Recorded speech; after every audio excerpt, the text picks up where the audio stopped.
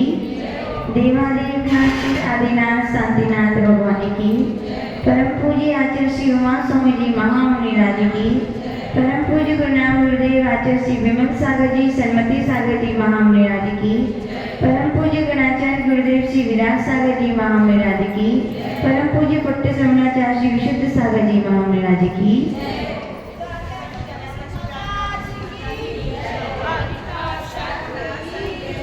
हम सभी का बड़ा पुण्य कि जिनेंद्र भगवान की वाणी जो जिनवाणी आचार्य उमा स्वामी भगवान ने हम जैसे भक्त जीवों के लिए तत्वों का ज्ञान कराने के लिए तत्व सूत्र ग्रंथ लिखा और उस तत्व सूत्र ग्रंथ के दूसरे अध्याय में हम सभी यहाँ पर देख रहे थे कि आचार्य भगवान जीव के विषय में व्याख्या कर रहे हैं और कल यहाँ पर अपन ने 24 नंबर तक सूत्र पढ़ लिए थे जिसमें आचार्य भगवान ने बताया था कि जो मन से सहित जीव होते हैं वो क्या कहलाते हैं, संगी कहलाते हैं, और जो मन से रहित होते हैं वो असंगी कहलाते हैं।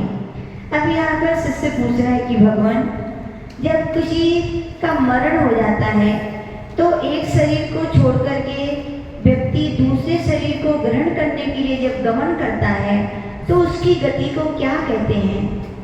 समझ में आया? एक जीव अपना शरीर छोड़ता है, शरीर तो यही छूट जाता है, जब तक दूसरा शरीर ग्रहण नहीं होता तब तक जो गमन होता है उसके लिए क्या कहते हैं, इस विषय में वे विज्ञान कराएं।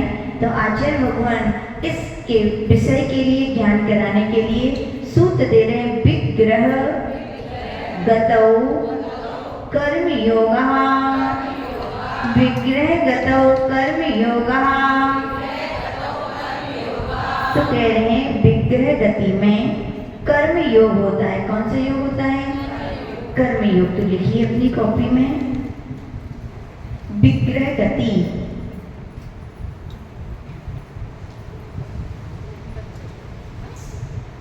विग्रह का अर्थ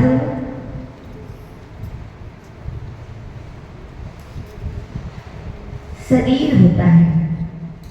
विग्रह क्या कहलाता है? शरीर। नवीन शरीर के लिए, नवीन शरीर धारण करने के लिए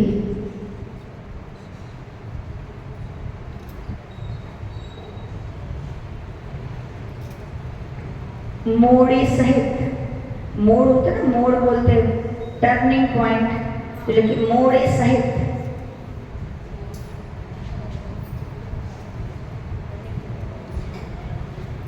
जीव के गमन करने को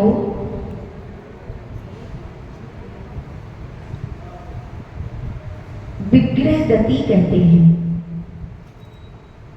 तो समझ में आया विग्रह गति किसे कहते हैं? नवीन शरीर धारण करने के लिए मोड़ा सहित जो जीव का गमन करता है उसे क्या कहते हैं? विग्रह गति। अगला पॉइंट लिखेंगे कर्म। ज्ञान वर्ण आदि, ज्ञान वर्ण आदि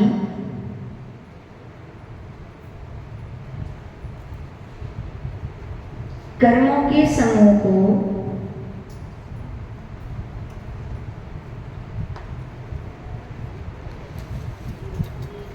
कर्मण शरीर कहते हैं। कर्मण, बड़ा का, माँ के ऊपर रेफ और डमोकार का रा, कर्मण शरीर कहते हैं। तथा कर्मण शरीर को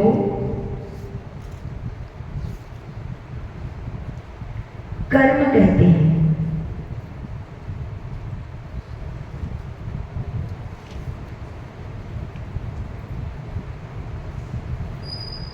फिर लिखेंगे योग। मन, वचन और काय की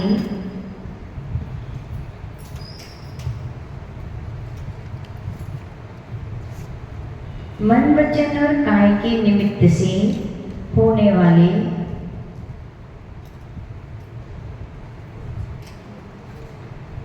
आत्म प्रदेशों के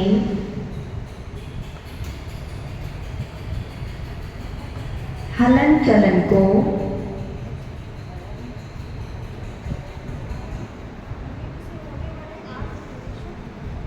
आत्म आत्मिक प्रदेशों के हलन चलन को योग कहते हैं।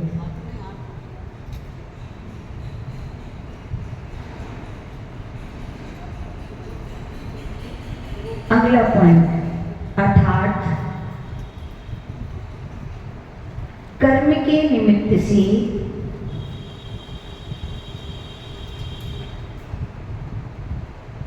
आत्मा के प्रदेशों में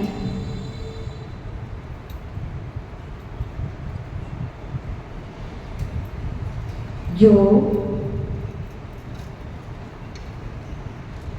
कंपन या हलन चलन होता है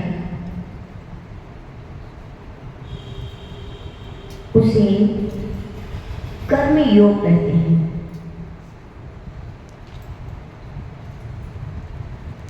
तो सूत्र में कितने शब्द हैं? विग्रह गतो कर्म योगा। एक तो शब्द है विग्रह गति और दूसरा है कर्म योग। तो विग्रह गति आपको समझ में आ गया। नवीन शरीर धारण करने के लिए जो जीव की गति होती है उसे क्या कहते हैं? विग्रह गति। अब कर्म योग में दो शब्द है, कर्म और योग। तो कर्म किसे कहते हैं? ज्ञानावरण आदि कर्मों के समूह को कारण शरीर कहते हैं और कारण शरीर को ही क्या कहते हैं? कर्म कहते हैं। फिर योग मन वचन काय के द्वारा आत्मा के प्रदेशों में जो स्पंदन होता है उसे योग कहते हैं। अब दोनों मिला दीजिए, यानी कि कर्म के निमित्त से जो आत्मा के प्रदेशों में स्पंदन होता है उसे क्या कहते हैं? कर्म योग कहते हैं। समझ में आया? कहने का तात्पर्य जब मरण होता है किसी का तो शरीर तो यही रह जाता है, तो साथ में कौन सा शरीर जाता है? कार्मण शरीर जाता है। कौन सा जाता है? और कार्मण शरीर के द्वारा जो मन अपने आत्मा के प्रदेशों में स्पंदन होता है उसी का नाम क्या है? कर्म योग या कार्मण योग। कोई बोलते हैं ना कि कुछ साथ में नहीं जाता, कुछ साथ में नहीं जाता, लेकिन आत्मा जाती है और कर्म तो जाते हैं। हिसाब किताब तो भी बाकी है।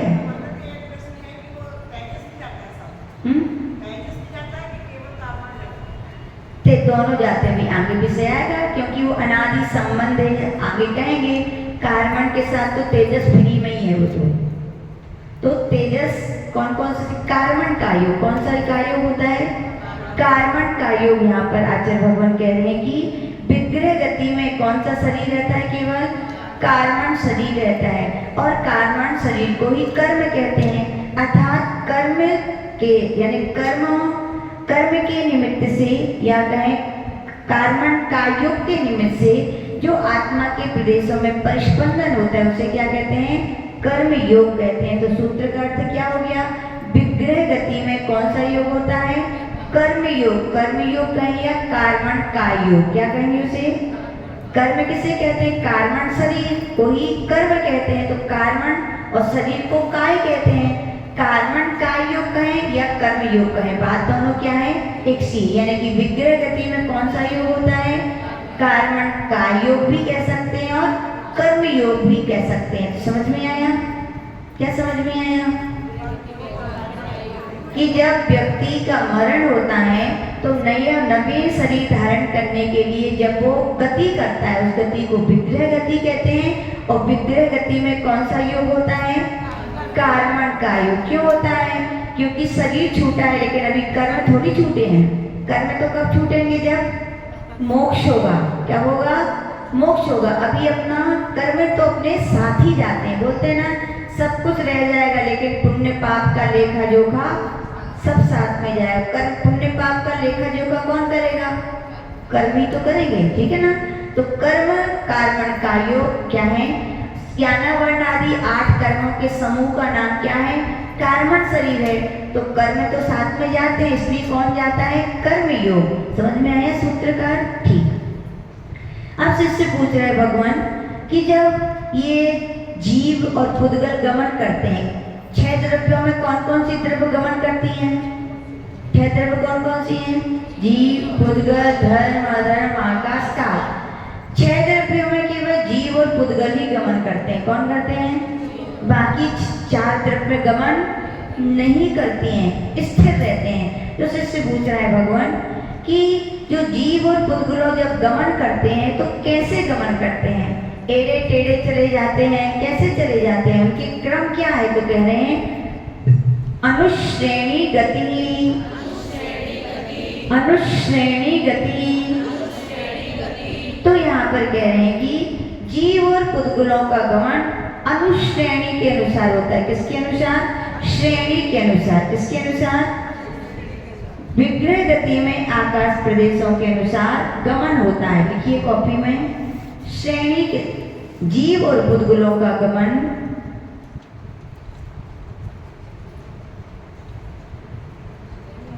जीव और पुद्गलों का गमन, पुद्गल लिखेंगे, पुद्गलों नहीं, पुद्गल। जीव और पुद्गल का गमन श्रेणी के अनुसार होता है।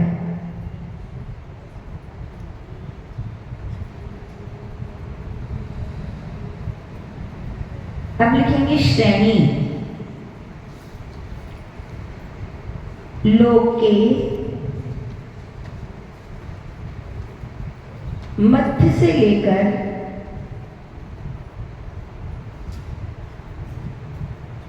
ऊपर, कॉमा नीचे और तिरछे, ऊपर नीचे और तिरछे क्रम से विद्यमान आकाश प्रदेशों की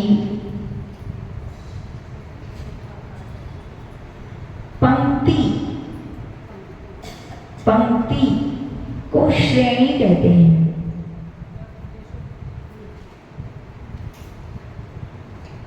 जैसे ग्राफ पेपर, ग्राफ काफी आप लोगों ने पढ़ी जब मैं छोटे में थे, ग्रीन कलर के पेज होते थे, तो उसमें कैसे चित्र पॉइंट से बनाने पड़ते थे ना। कहीं सीधा है तो सीधे सीधे पॉइंट से जाते थे, तिरछे जाते थे तो तिरछे तिरछे, ऐसे नहीं कि एड़े टेढ़े कहीं भी चले गए। यानी कि एक एक प्रदेश का पॉइंट से पॉइंट पर मिलाते थे।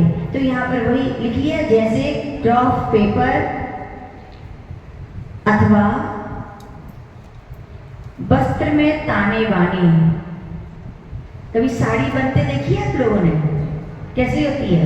एक एक धागा क्रम से होता है, ऐसे नहीं तो कहीं भी कुछ हो, ऊपर से नीचे पूरे सीधे जाते हैं, इधर से उधर। यहाँ का पंखा देखा आप लोग जो हाथ वाला, उसकी भी उधर क्रम से वो होते हैं। तो उसकी यानी क्रम से, यानी कि आकाश के प्रदेश होते हैं, उनकी पंक्ति है, पॉइंट। जब भी जीव गमन करेगा, ऊपर करेगा तो भी क्रम से जाएगा, नीचे जाएगा तो भी क्रम से, तिरछा जाएगा तो भी क्रम, ऐसे नहीं कहीं भी चल दिए कहीं भी, ठीक है ना। तो श्रेणी किसे कहते हैं? क्या लिखा आप लोगों ने? लोक के मध्य से लेकर ऊपर नीचे तथा तिरछे क्रम से विद्यमान आकाश प्रदेशों की पंक्ति को क्या कहते हैं? श्रेणी कहते हैं। इस श्रेणी के द्वारा लिखिए, वस्त्र में ताने बाने, ये उदाहरण हो गया। वैसे ही श्रेणी होती है, जैसे वस्त्र में ताने बाने होते हैं वैसे ही श्रेणी होती है। जैसे ग्राफ पेपर में होते ना पॉइंट, ऐसे ही श्रेणी होती है, ये भी लिख सकते। फिर आगे लिखेंगे, इस श्रेणी के द्वारा ही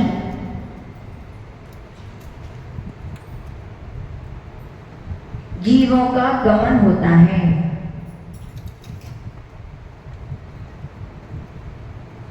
श्रेणी का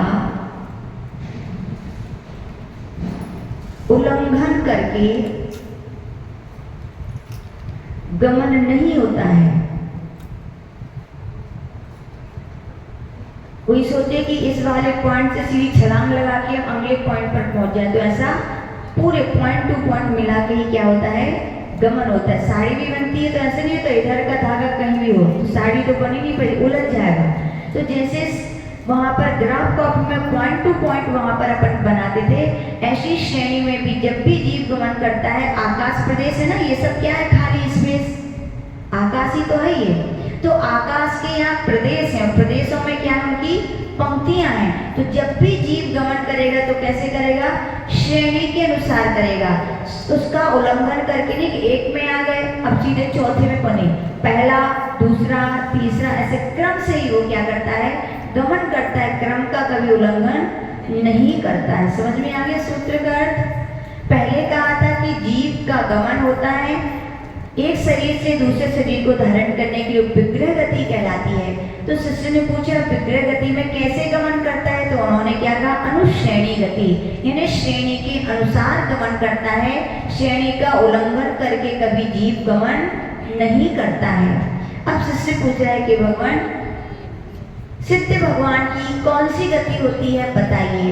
जब किसी जीव का मोक्ष होता है, आपने नया शरीर धारण करने के जो बताई, लेकिन सिद्ध भगवान तो नया शरीर धारण करने वाले नहीं है, तो उनकी कौन सी गति होती है। तो सूत्र कह रहे हैं अविग्रहा जीवस्य, अविग्रहा जीवस्य। तो यहाँ पे कह रहे हैं कि जीवस्य यानी कि जो मुक्त जीव हैं उनकी अविग्रह गति होती है। कौन सी गति होती है, अपन ने अभी लिखा था ना, विग्रह गति में क्या लिखा था, नवीन शरीर धारण मोड़े सहित, क्या लिखा था वहां पर, मोड़े सहित गति होती है वो विग्रह होती है, और मोड़े रहित होती है वो अविग्रह। लिखिए कॉपी में, मुक्त जीव की गति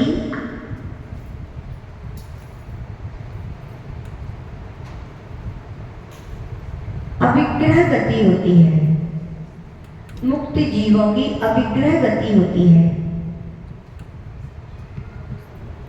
अगला पॉइंट, विग्रह का, विग्रहवती का अर्थ होता है मोड़ा सहित,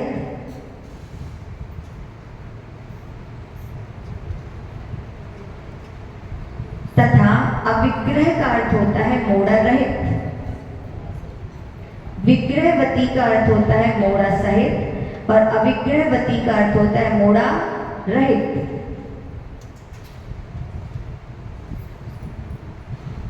मोड़ा नहीं होगा तो क्या होगा, सीधा। रॉकेट देखा है कभी, ऐसा जाता है सीधा, कहीं टर्न बर्न होता है क्या, कहीं टर्न नहीं होता।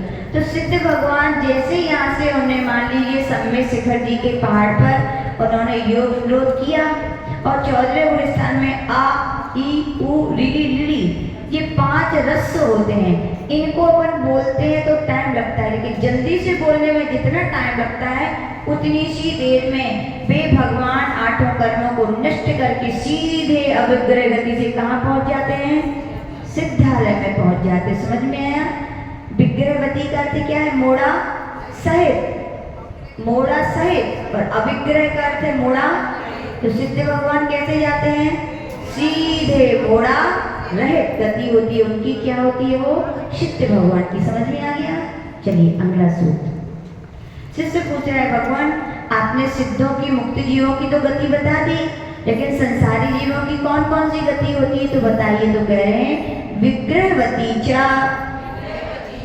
संसारिणः प्राक् चतुर्भ्या, प्राक् चतुर्भ्या, विग्रहवती च संसारिणः प्राक् चतुर्भ्या।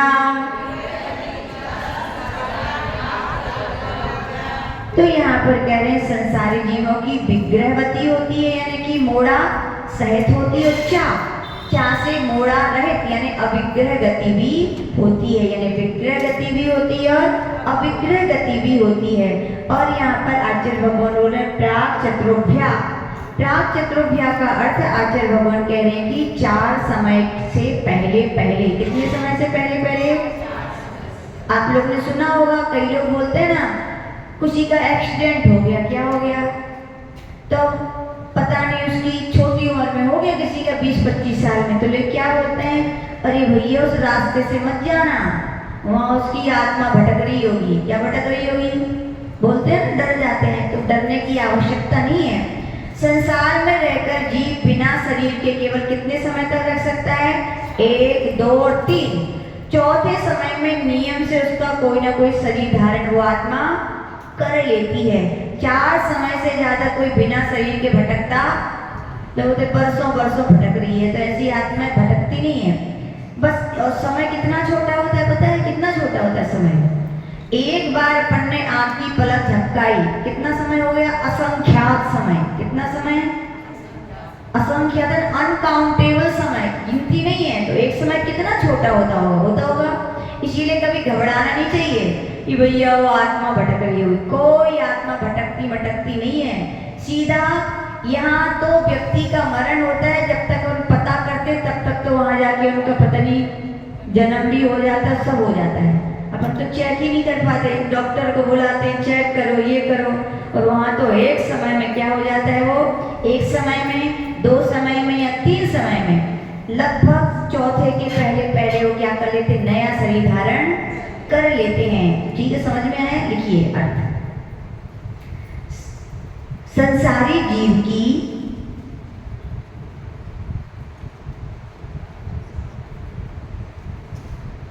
गति 4 समय से पहले पहले,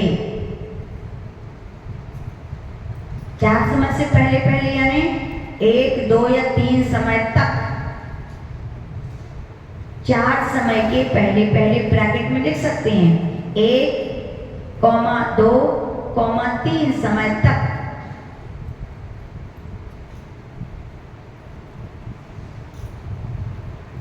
विग्रहवती, विग्रहवती यानी ब्रैकेट में लिख सकते हैं मोड़ा सहित, और अविग्रहवती यानी मोड़ा रहित, दोनों प्रकार की गति होती है।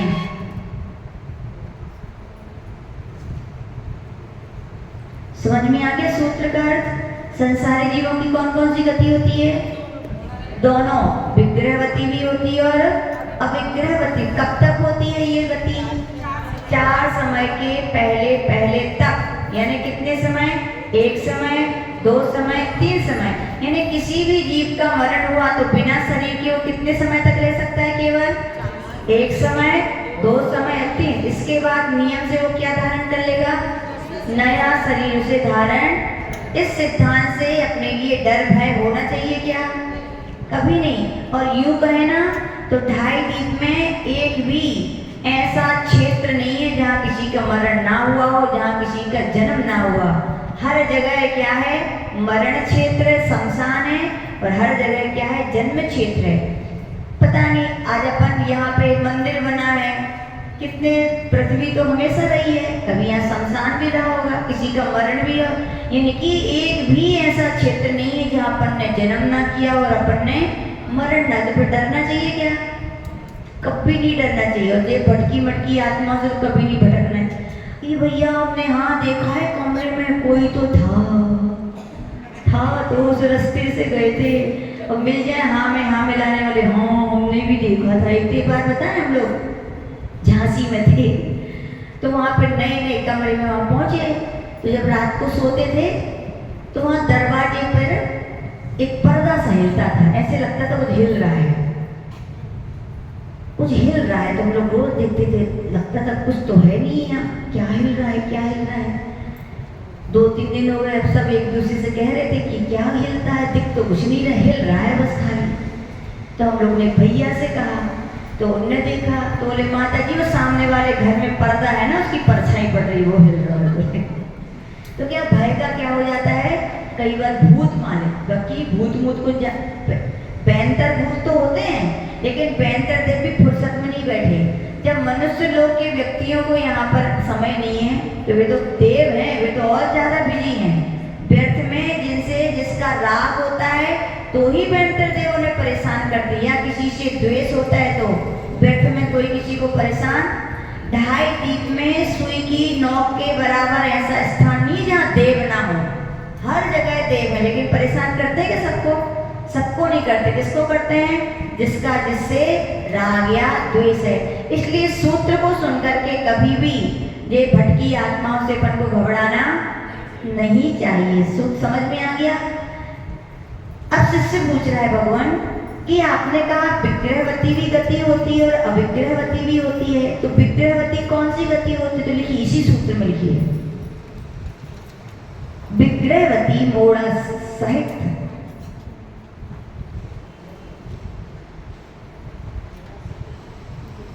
ऋजु गति होती है। क्या होती है? पहली, यानी ऐसा भी कह सकते हैं विग्रह गति के 4 भेद हैं। क्या लिखेंगे? विग्रह गति के 4 भेद हैं।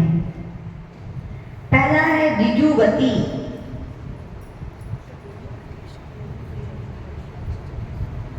ऋजु का अर्थ क्या होता है? हाँ, सरल भी कहते हैं और धनुष भी कहते हैं, सीधा।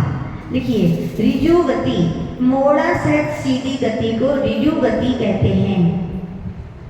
मोड़ा सहित सीधी गति को, सहित मोड़ा रहे तो विग्रह होती है। विग्रह गति के 4 भेद करवा रहे ना, तो क्या लिखा है? मोड़ा सहित सीधी गति को ऋजु गति कहते हैं। इसमें एक समय लगता है।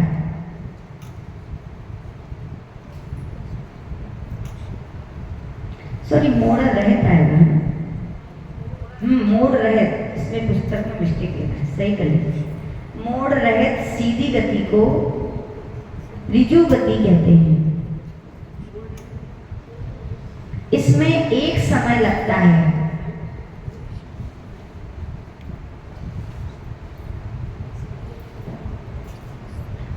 उदाहरण दिया है, जैसे धनुष से छूटा बाण। धनुष चलाया कभी किसी ने? चलाया? कैसे जाता है बाण? सीधा। तो ऐसी कौन सी गति होती है? ये ऋजु गति होती है। फिर लिखेंगे पाणी मुक्ता गति। दूसरी कौन सी होती है? पाणी मुक्ता।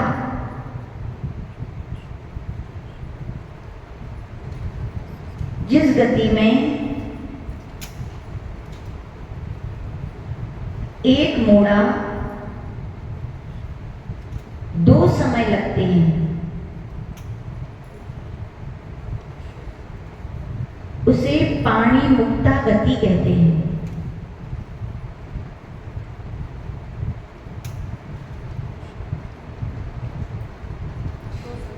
जैसे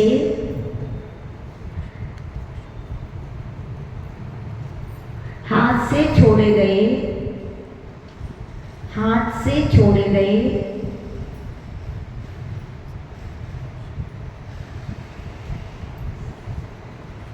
जल की गति।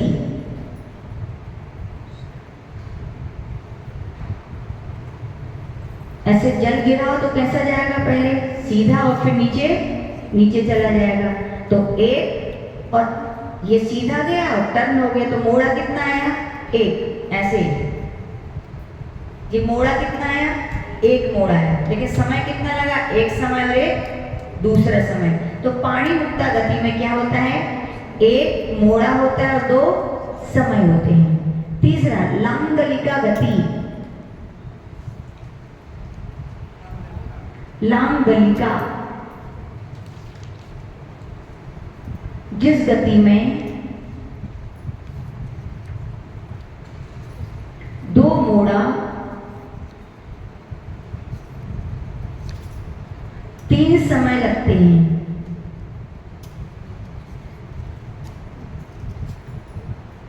उसे लांगलिका गति कहते हैं।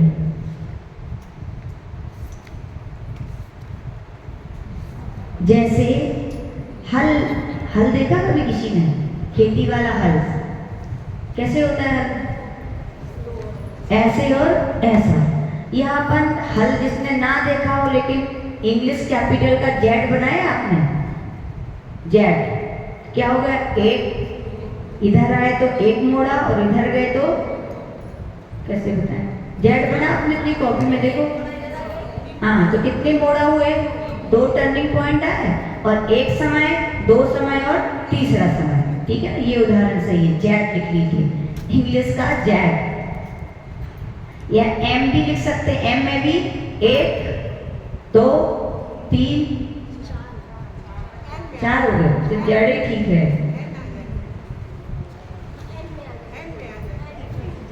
हाँ, एन हो सकता है, एन।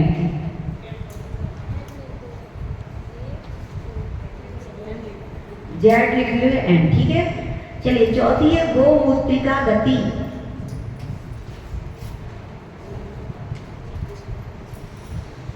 जिस गति में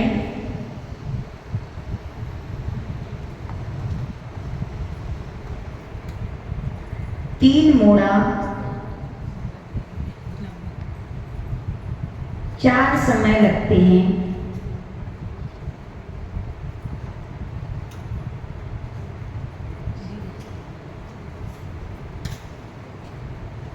उसे गोमूत्री का गति कहते हैं।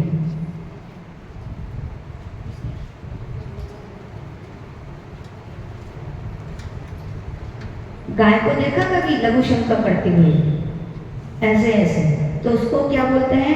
जिस गति में 3 मोड़ा और 4 समय लगते हैं उसे क्या कहते हैं? गोमूत्री का गति कहते हैं। ठीक है, समझ में आ गया? अब शिष्य पूछ रहा है, आचार्य भगवान आपने ये तो बता दिया विग्रह गति में कि 1 मोड़ा सीधी जाती है तो 1 समय लगता है, फिर 1 मोड़ा 2 समय लगते हैं, 2 मोड़ा 3 समय लगते हैं, 3 मोड़ा ऐसे भी। अब आप बताइए कि अवग्रह गति में कितना समय लगता है? किस गति में? यानी कि यहाँ से कोई भगवान कर्मों को नष्ट करके सिद्धालय जाते हैं तो कितनी देर लगती है? तो कह रहे हैं 1 समया विग्रह, 1 समया विग्रह। तो यहाँ पर आचार्य भगवान कह रहे अवग्रह गति में कितना समय लगता है? 1 समय। कितने समय भगवान सिद्धालय पहुंच जाते हैं? और आपको यहाँ से थोड़े ऊपर जाना तो कितना समय लगता है? गिनती नहीं, इतने समय। कितना फास्ट, यानी उनकी आत्मा कहाँ पहुंच जाती है? सीधे सिद्धालय। सूत्र का अर्थ क्या? बिल्कुल सरल है, लिख सकते हैं आप कॉपी में। अविग्रह गति में 1 समय मात्र लगता है।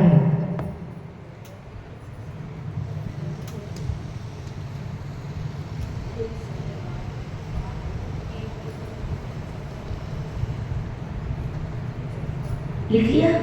अब शिष्य यहाँ पे प्रश्न कर रहा है कि भगवान आपने कहा था प्राग चतुर्भ्या 1 2 3 समय तक ही जीव क्या है? बिना शरीर के रहता है। 4थे समय में कोई ना कोई शरीर धारण कर लेता है। इसको कहते क्या है? ये कौन सी अवस्था है? तो यहाँ पर सूत्र कह रहे हैं 1 2 3 वाना हार का। 1 2 3 वाना हार का। तो आचार्य भगवान कह रहे हैं कि विग्रह गति में जीव 1 समय 2 समय और 3 समय तक क्या रहता है? अनाहारक रहता है। क्या रहता है? अनाहारक। और जैसे ही नया शरीर धारण करता है तो वो आहारक कहलाता है। क्या कहलाता है? तो लिखिए कॉपी में, विग्रह गति में जीव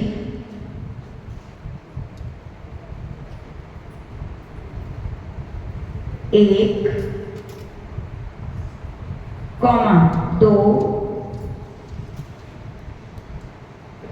अथवा 3 समय तक अनाहारक होता है।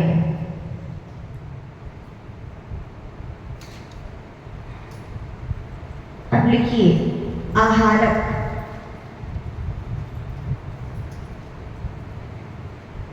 तीन शरीर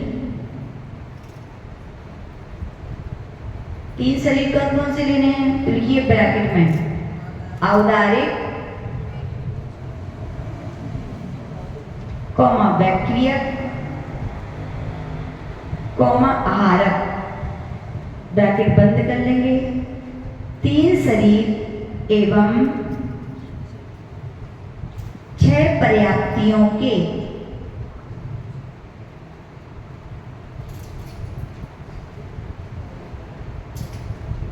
पर्याप्तियां लिखेंगे, ब्रैकेट में लिख लो आहार, शरीर, इंद्रिय,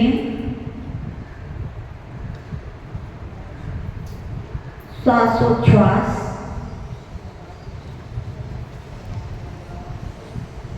भाषा, मन। ब्रैकेट बंद कर लीजिए। पर्याप्तियों के योग्य पुद्गलों के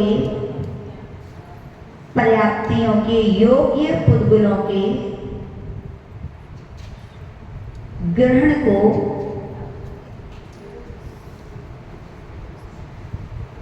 आहारक कहते हैं। आहारक।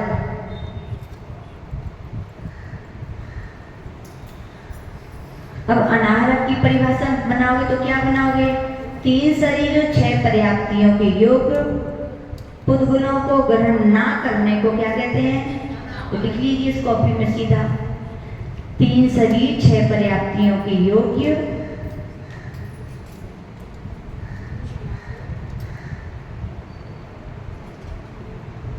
पुद्गल,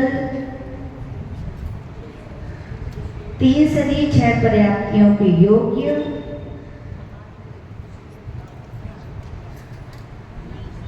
पुद्गल के ग्रहण ना करने को अनाहारक कहते हैं।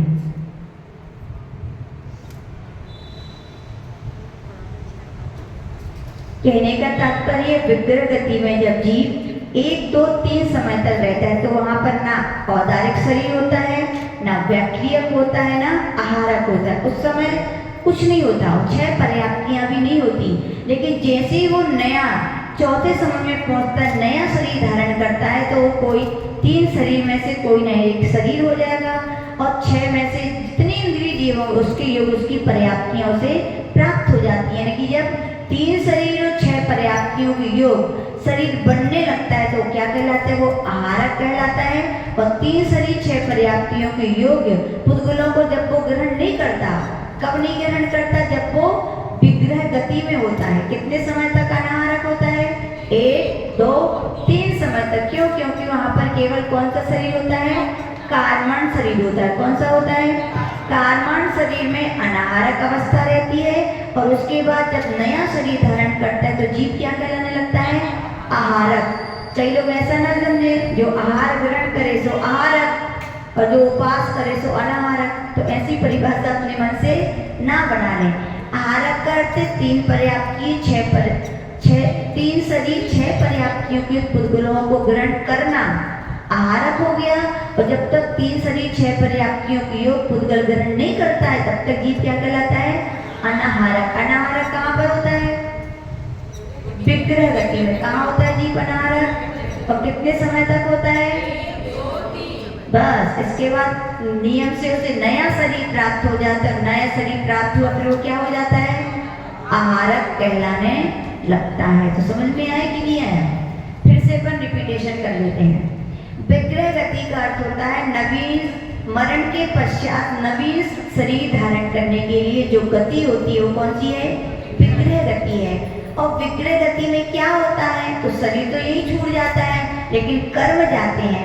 तो कर्म यानी ज्ञान वर्ण आदि कर्मों के समूह को ही कार्मण शरीर कहते हैं और कार्मण शरीर को ही कर्म कहते हैं। कर्म के निमित्त से जो आत्मा के प्रदेशों में परस्पंदन होता है उसे कर्म योग या कार्मण का योग कहते हैं। यानी कि विग्रह गति में जो योग पाया जाता है उसका नाम क्या है? कार्मण का योग है। ठीक है, समझ में आया? फिर वहां पर बताया था कि गति 2 प्रकार की, विग्रहवती और अविग्रहवती। जिसमें जो विग्रहवती गति अविग्रहवती है वो किसकी होती है? मुक्त जीवों की होती है।